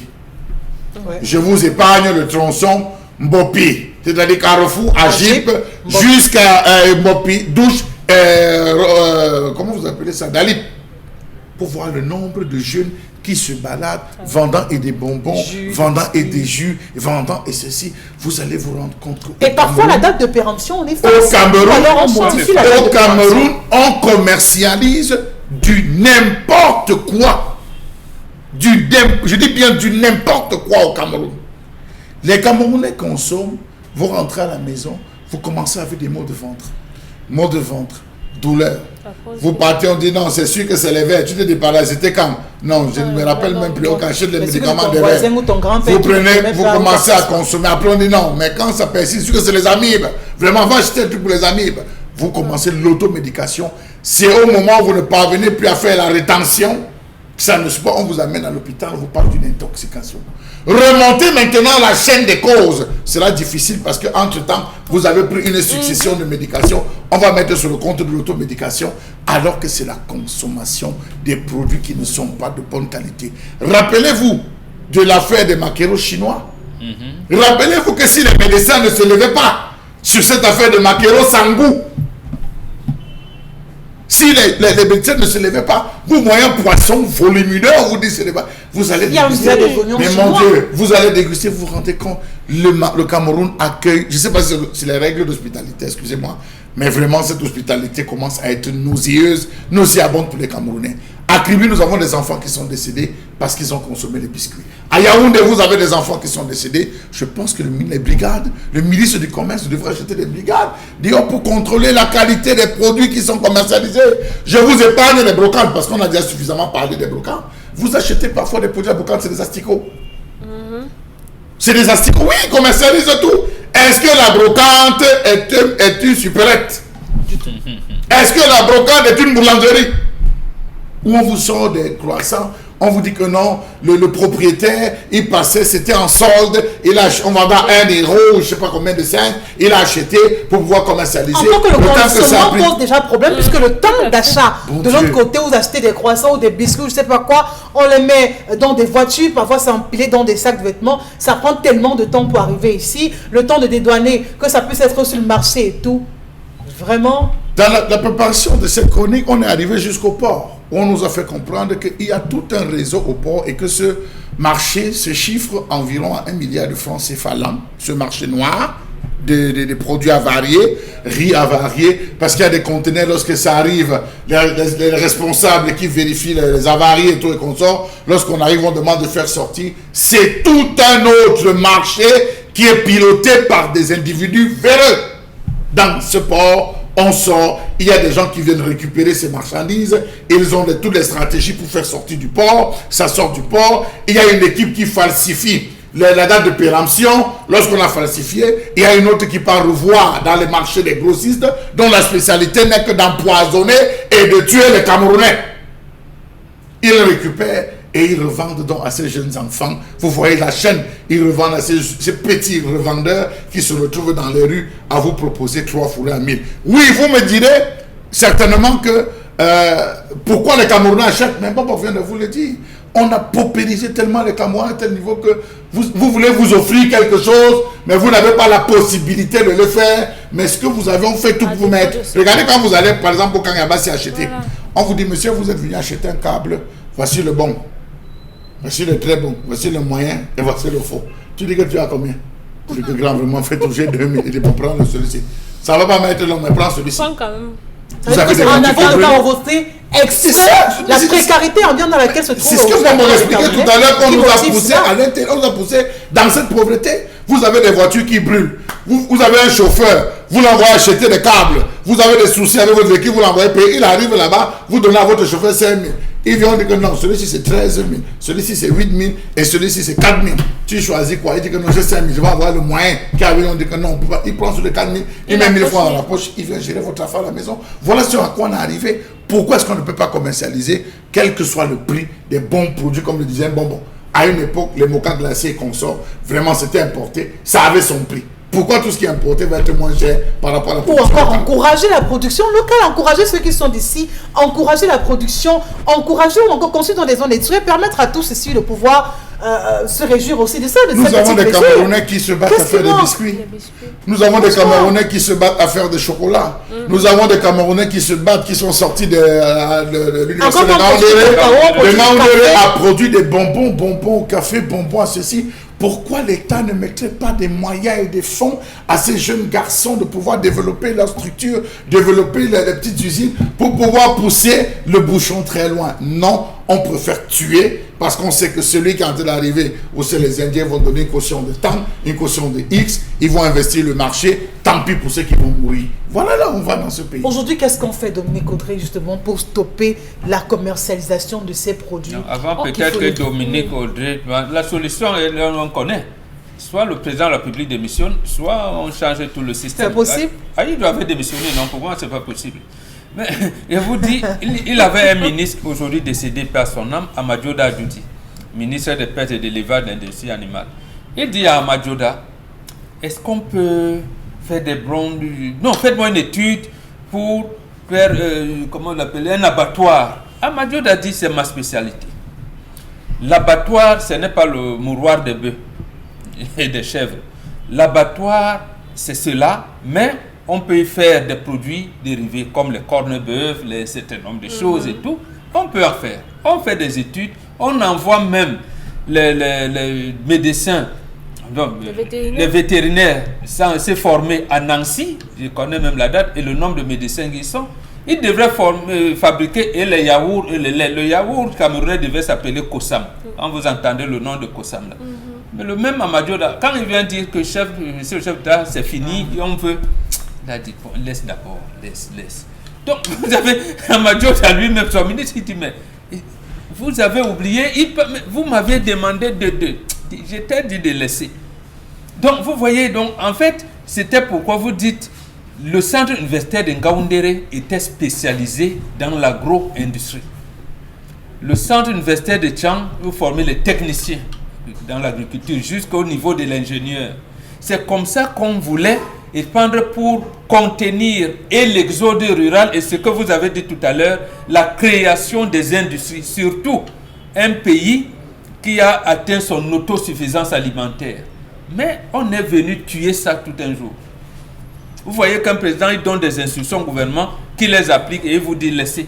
Aujourd'hui, si vous allez, je pense qu'on va faire un reportage là-bas pour voir comment Amadioda avait voulu qu'on ait, j'allais dire, voilà, un abattoir de renom, comme une industrie, abattoir, et où les étudiants allaient déjà faire des recherches, des formations, un certain nombre de choses, et le pays devait engranger les bénéfices. Il n'en a pas eu. On fait comment? C'est le genre de truc où on appelle le président à démissionner. Il n'y a pas... Il doit démissionner. Appeler le président à démissionner. Bon, peut-être c'est pas un appel. C'est pas. Nous, voilà, on ne demande pas d'appel, mais on dit les possibilités. Voilà, les possibilités. C'est comme une solution pour remédier à cette situation ou encore à d'autres problèmes. Parce qu'il avait dit lui-même à Yves Morosi en 90 que je veux qu'on garde de moi celui qui a apporté la prospérité au pays. Mais si lui-même constate que n'a pas, François Hollande avait fait ça, non? Il dit aux Français, je vous ai promis le plein emploi. L'histoire qui vient là-bas, je ne peux pas. Je ne serai pas candidat. Je ne pourrai pas. Donc, avoir la capacité donc, de pouvoir jeter l'éponge à un moment donné. Chers compatriotes, je vous ai promis un certain nombre de choses. Je ne veux pas. Je me rends compte que je ne peux pas. La conjoncture internationale n'a fait que je vous demande de continuer. Voilà. Voilà. Pourquoi pas? Pourquoi pas? On préfère le dire ainsi. Non, dans l'immédiat, demander aux Camerounais d'arrêter d'acheter ça. Dans l'immédiat. Mais ils sont assez vulnérables aussi. Non, qu'ils n'achètent pas.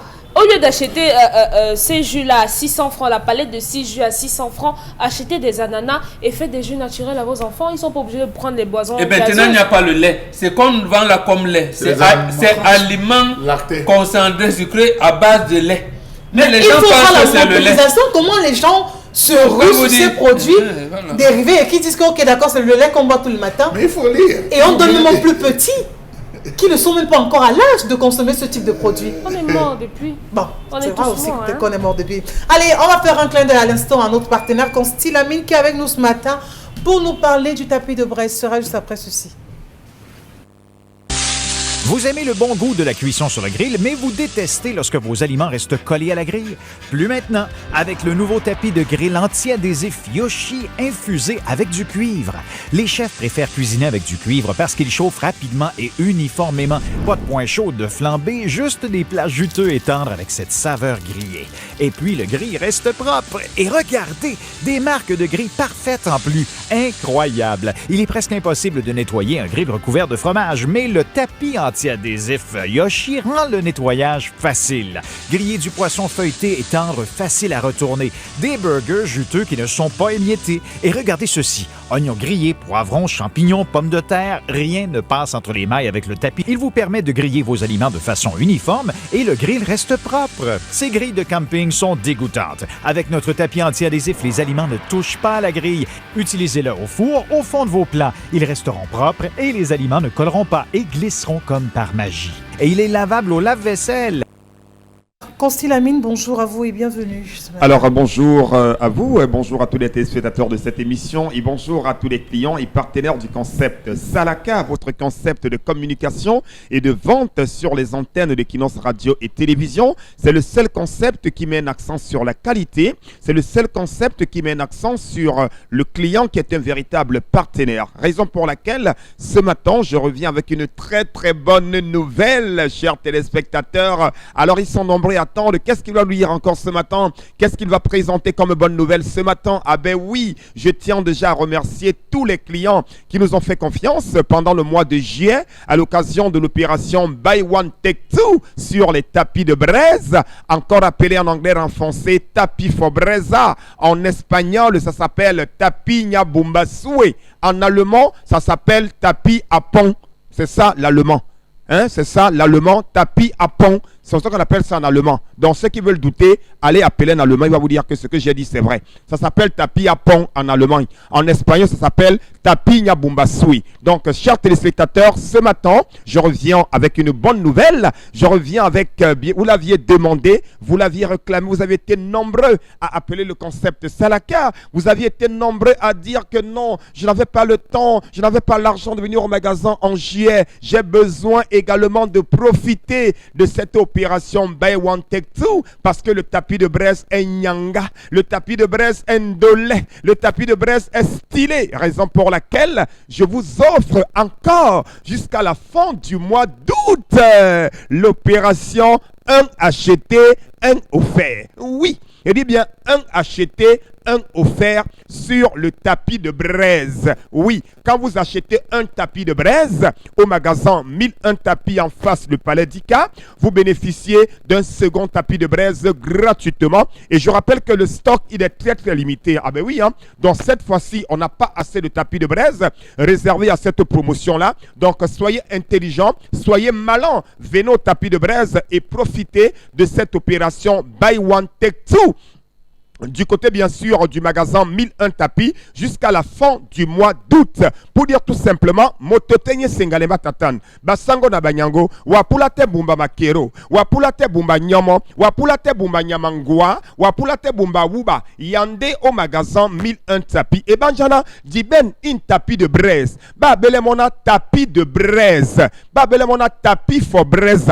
Donc motote angambenemo, tu es restaurateur, tu es hôtelier, tu es braiseur, tu fais dans la grillade, la solution pour avoir assez de clients, la solution pour faire plaisir à ta clientèle, c'est d'utiliser les tapis de braise, que ce soit pour le mâchoiron, que ce soit pour la salle, que ce soit pour la carpe, que ce soit pour le poulet, le mouton, la viande de bœuf, le lapin, le pangolais et même les saucisses, on peut les faire sur ce tapis de braise. Ceux qui aiment dans la pâtisserie, ah ben oui, c'est un tapis de braise adapté également pour la pâtisserie. Vous l'avez au magasin 1001 tapis en face le Palais d'Ika à l'entrée de la rue Mermoz. C'est à Douala au Cameroun. Le prix de ce tapis de braise est de 10 000. C'est le prix normal de ce tapis de braise. Mais en ce moment, parce que vous l'aviez demandé, vous l'aviez réclamé, vous voulez être parmi ceux-là qui vont avoir 2 tapis de braise à la maison, raison pour laquelle je vous offre encore jusqu'au 31 août,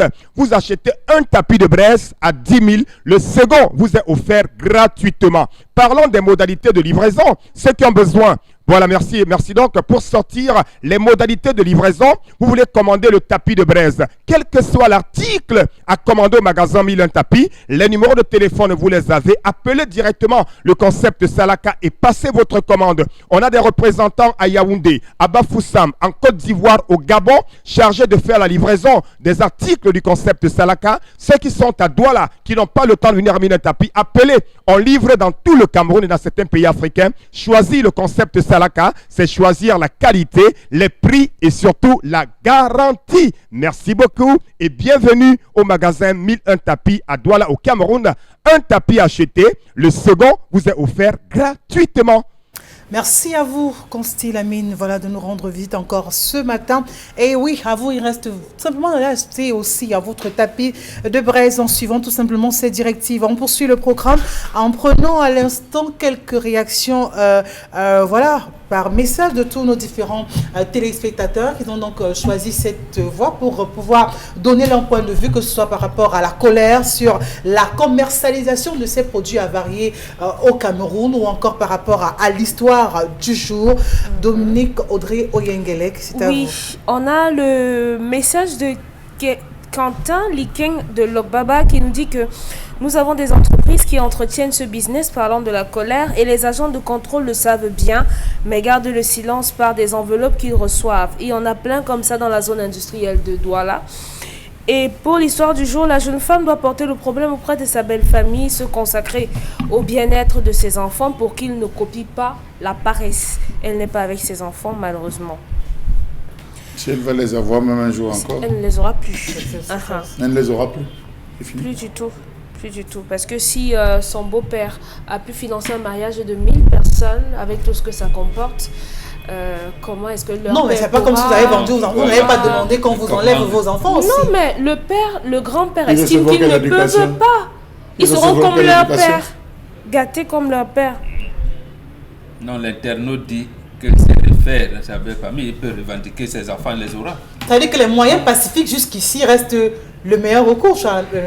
Bon, je pense qu'ici, soit elle attend, comme je l'ai dit, le décès, un électrochoc, soit elle se déplace, elle récupère ses enfants, histoire de dire je vais venir prendre mes enfants pour passer. Parce que n'oubliez pas la puissance financière de ses beaux-parents.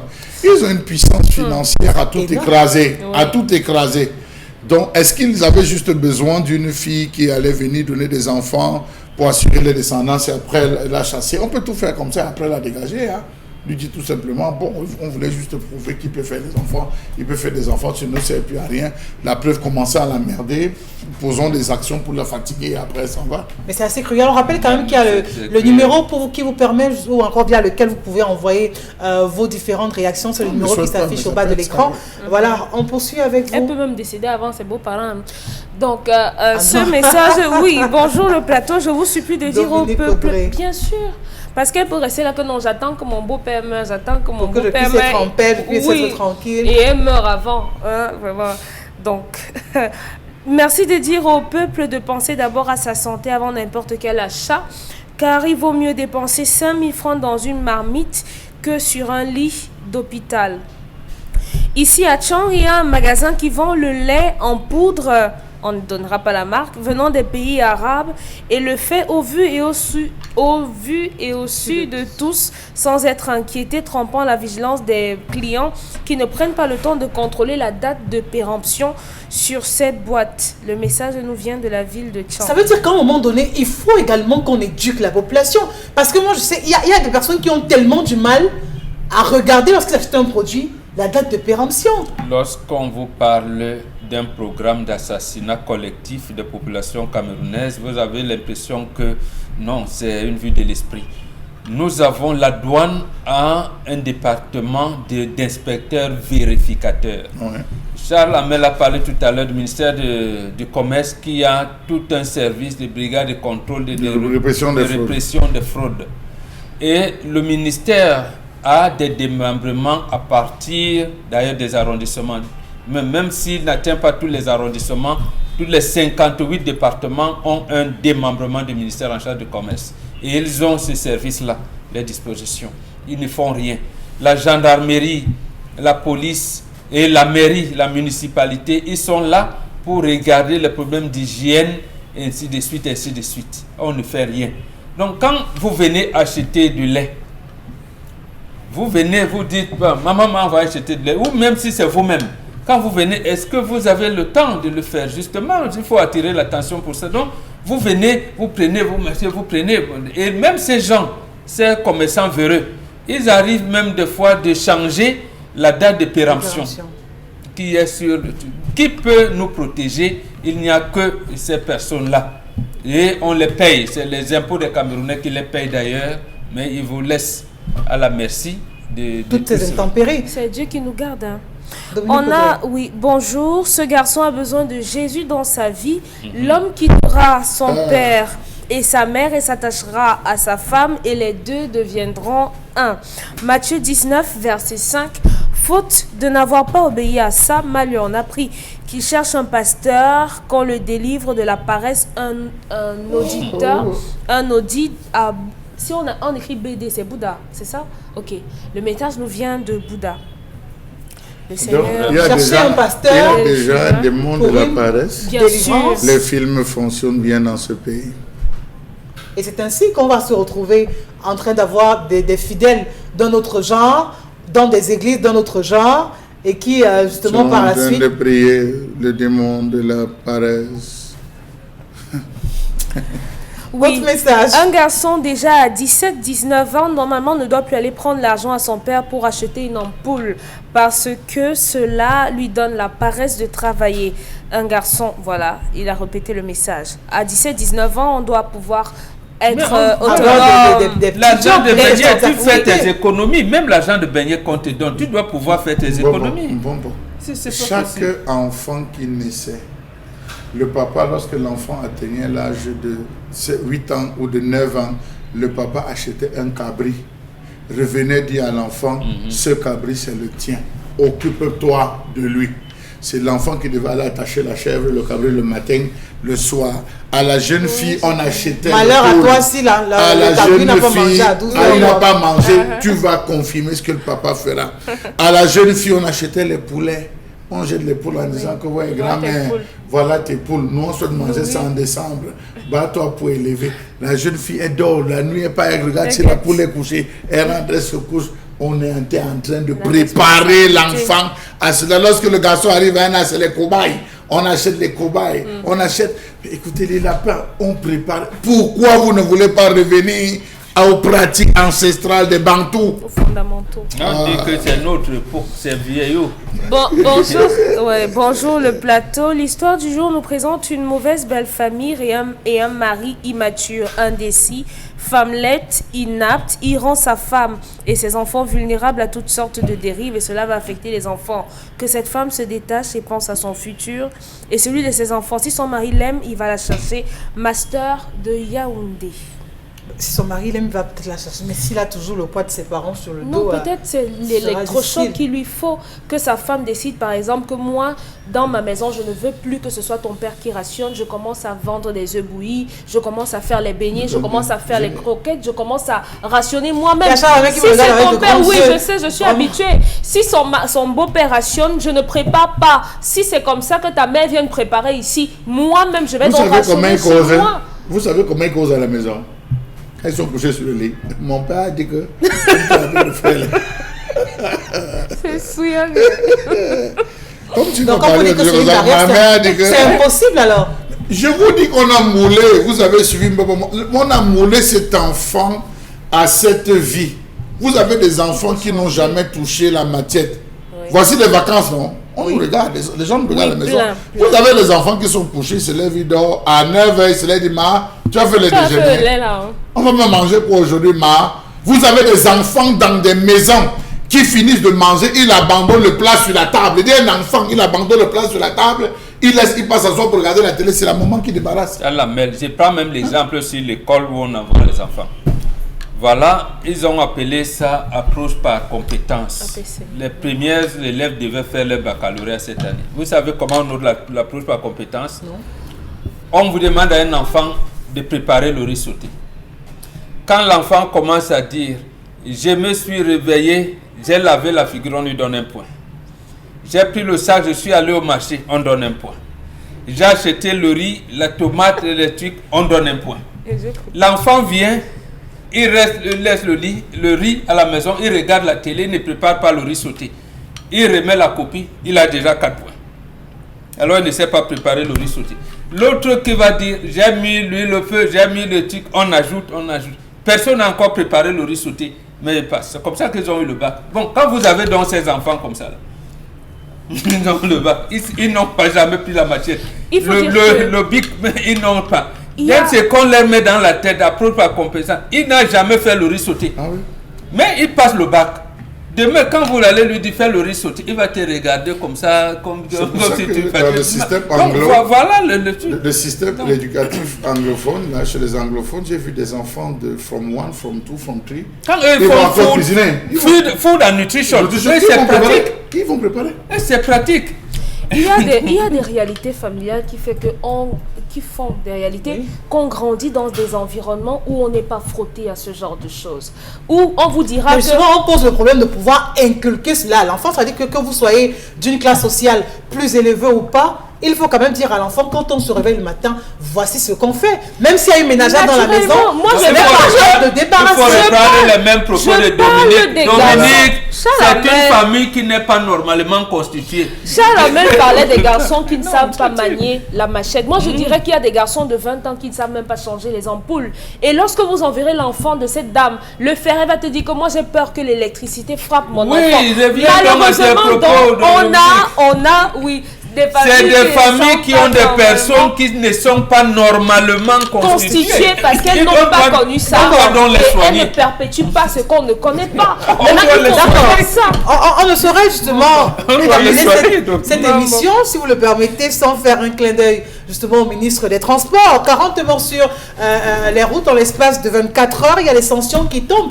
Hier, justement, au sortir de cette communication spéciale ou encore au cours de la réunion qu'il a tenue avec les promoteurs de différentes agences. Il a d'ailleurs sanctionné les 2 différentes agences qui étaient impliquées dans les 2 accidents qui sont survenus, qui ont coûté la mort à plus d'une trentaine de personnes. Charles Bachou, ces sanctions, oui, pour combien de temps? Et après, qu'est-ce qu'on fait les autres? Qu'est-ce qu'on fait de la route? Qu'est-ce qu'on fait pour éviter des accidents? Parce que ce qu'il faut dire, c'est que dans les différents communiqués rendus publics, on parle justement de ces mauvais comportements, ces incivismes qui conduisent à des hécatombes, et on exclut, par exemple, le mauvais état des routes et tout ce qui peut aller avec. Alors, premièrement, je vais estimer que le ministre prend des Camerounais pour des cons. Ah bon? Depuis janvier à aujourd'hui, ça fait 8 mois. Le Cameroun a essuyé une série et une succession d'accidents. Au travers de ces accidents, le ministre a organisé une succession de rencontres avec ses personnels, ses promoteurs des agences. Ce n'est pas la première. Il a déjà organisé une succession de rencontres. Elles ont abouti à quoi? La poudre de perlimpinpin. Lui-même a démontré que il n'avait pas suffisamment de force pour frapper lorsqu'il a prédit, je prends seulement cette phrase, si survient encore un accident, on va frapper avec la dernière énergie. Alors dites-moi, il s'amuse. Ce que le ministre aurait dû faire, c'était de ne pas convoquer, il n'avait pas besoin de discuter avec ces différentes agences. Il devait procéder à l'application stricte et nette. Deuxième chose, tous les différents rapports concernant les accidents, depuis l'huile qui s'était versée à Boumiedal jusqu'à l'accident de, comment vous avez appelé ça, les accidents sur la falaise de Tchang, les accidents à l'entrée de Bafoussam, les accidents à Yaoundé, tous ces différents accidents n'ont jamais eu les conclusions. Le ministre n'a jamais rendu public les conclusions, ne serait-ce que pour apaiser l'esprit des familles et les cœurs. Il n'a jamais rendu compte. J'ai été surpris que pour le dernier accident, il a dit qu'il attend les conclusions des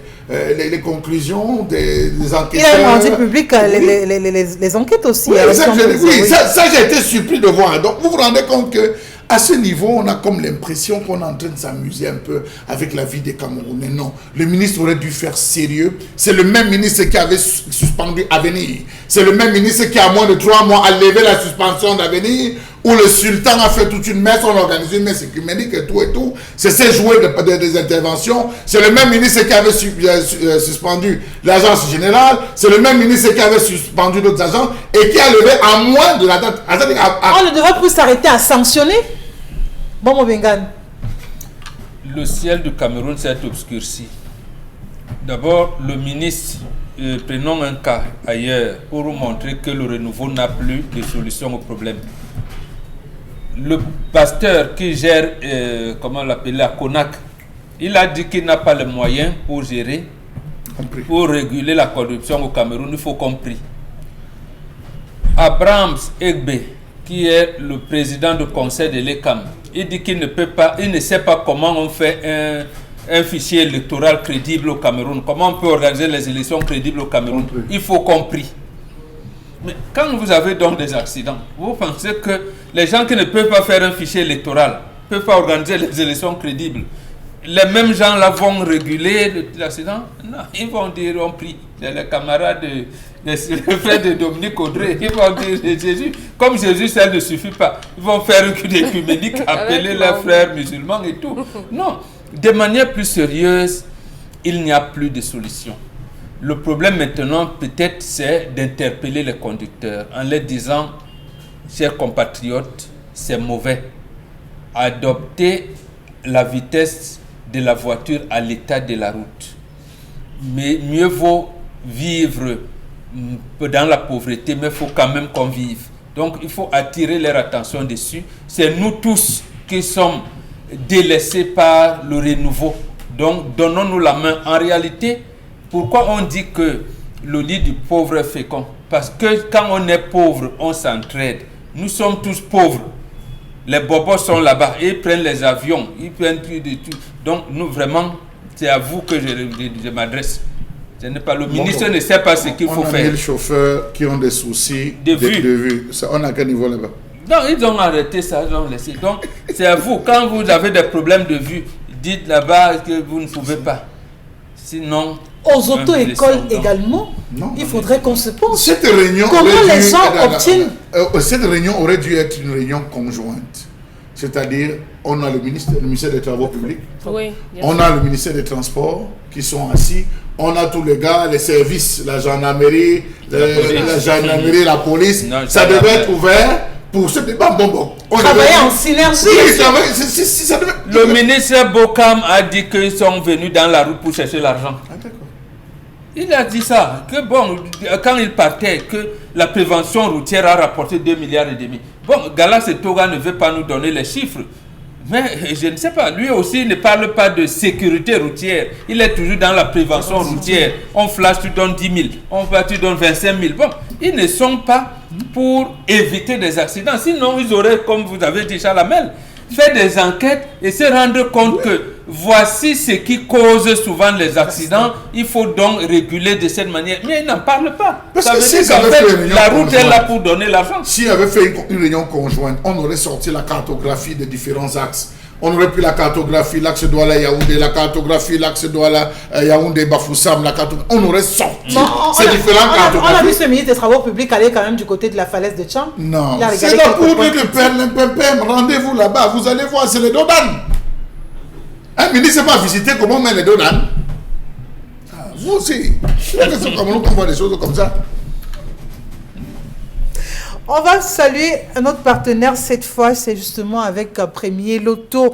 Tout de suite, ce sera après avoir pris peut-être cette bande ou encore la recevoir tout de suite. Ce sera bien évidemment avec Ingrid pour nous parler justement de cette promotion estivale Premier Loto. Premier Loto. Oser, parier, miser, remporter la mise. Oser, valider. Remporter la mise, Premier Loto. De retour dans ce studio, Ingrid, quand on vous voit, votre présence se rime automatiquement avec bonne nouvelle lorsqu'on parle de Premier Loto. Bonjour à vous et bienvenue. Bonjour Isabelle, bonjour à tout le plateau du Zénith et évidemment à tous les millions de téléspectateurs de Equinox Télévision. Eh bien oui, tu l'as dit, c'est une belle surprise quand on se rappelle comment est-ce que les parieurs ont adulé, ils ont adoré les promotions qu'on a eues le mois dernier, au mois de juillet. Ils en ont redemandé, eh bien on leur sert une autre vague de promotions pour ce mois d'août. 4 magnifiques promotions durant 4 belles semaines. Ils auront donc la possibilité, l'opportunité de remporter des millions de francs CFA avec ces belles promotions, de 50% de bonus avec des Happy Hours qu'on a eu la semaine dernière. Et bien évidemment, la tombola avec 1 million de francs CFA à décrocher tous les jours à partager entre 3 gagnants. Alors, pour cette deuxième semaine de ce mois d'août, de quelle promo ou encore vont bénéficier ces parieurs qui sont nombreux de jour en jour et qui justement voudraient savoir quelle est la cerise sur le gâteau? Eh bien, la cerise sur le gâteau, je l'ai dit, c'est la tombola qu'on a aujourd'hui. Elle a débuté depuis hier. 1 million de francs CFA à partager entre 3 personnes. Le principe pour participer à la tombola, il est très simple. Il suffit d'acheter son ticket de loto 5 sur 90 comme d'habitude. Eh bien oui, acheter son ticket de loto 5 90 comme d'habitude. Eh bien, comme vous le savez, les numéros vont de 1 à 90. Et vous choisissez l'option qui vous convient, que ce soit loto chance, double chance, chance plus, double chance plus, ou encore le nouveau bébé, extra chance ou extra chance plus. Et donc, vous validez vos tickets de 5,90 comme d'habitude. Et à la suite de votre ticket, illico presto, on vous remet un ticket de tombola qui vous permet donc de participer, d'être éligible à la tombola qui peut-être vous offrirait plus de 300 000 francs CFA par jour. Parce que oui, on a 1 million de francs CFA à gagner tous les jours qu'on partage entre 3 gagnants. Et donc, rendez-vous dans tous les kiosques et toutes les agences. Je vous le rappelle, ça se passe dans tous les points de vente loto. Avec le loto 5 sur 90, vous achetez votre ticket et vous repartez avec un ticket de tombola. Je vous rappelle que la tombola a commencé depuis hier. Et ce matin, on a déjà 3 gagnants. Les 3 premiers gagnants de notre belle tombola nous viennent de la ville de Douala, de Yaoundé et de Bafoussam. On profite de l'occasion pour leur adresser des félicitations. Ils viennent d'entrer dans la grande famille des grands gagnants au loto. Et donc, vous également qui nous regardez, vous avez la possibilité d'être éligible à la tombola loto. Il vous suffit d'acheter votre ticket loto 5,90 et pourquoi pas vous serez tiré au sort pour la journée d'aujourd'hui ou encore demain parce que la promotion se termine demain. Ça veut dire que ce sont les conditions à remplir alors pour en bénéficier? Eh bien, la seule condition à remplir, Isabelle, c'est d'être âgé de 21 ans minimum parce que les jeux de premier loto sont interdits au moins de 21 ans. Donc, c'est tout ce qu'il faut remplir comme condition pour participer à notre belle tombola et peut-être aussi acheter un ticket. Mais je vous rappelle que les promotions vont se poursuivre pour tout le mois de juillet. La semaine prochaine, on aura le solde de 50% sur les tickets. Donc, au lieu de 100 francs pour avoir un ticket, vous allez débourser la somme de 50 francs CFA. Et bien sûr, pour terminer la belle brochette promotion pour la dernière semaine du mois, on aura 50% de bonus sur les tickets, sur les gains, avec les belles options que vous connaissez. Donc, si par exemple, vous gagnez 10 000 au lieu de 10 000, vous serez payé 15 000 francs CFA. Donc voilà ce qui vous attend pour le mois de juillet pour terminer les vacances en beauté. Alors, on vous souhaite également à vous de passer une excellente journée à ces amis parieurs. Il reste tout simplement aussi de pouvoir jouer et de pouvoir remporter. Tout à fait.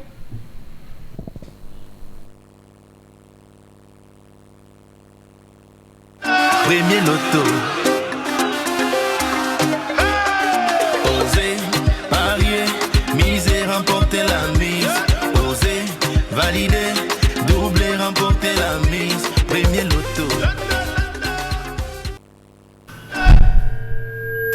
Demain est un autre jour. On vous donne rendez-vous demain lorsqu'il sera 10h très exactement. Mais avant, vous restez en compagnie des programmes d'Equinox Télévision qui se poursuivent. À 12h, vous aurez le journal bilingue de l'information. Et puis à 20h, ce sera le journal signé Cédric Noufélé. On vous souhaite de passer une excellente journée. À demain, 10h.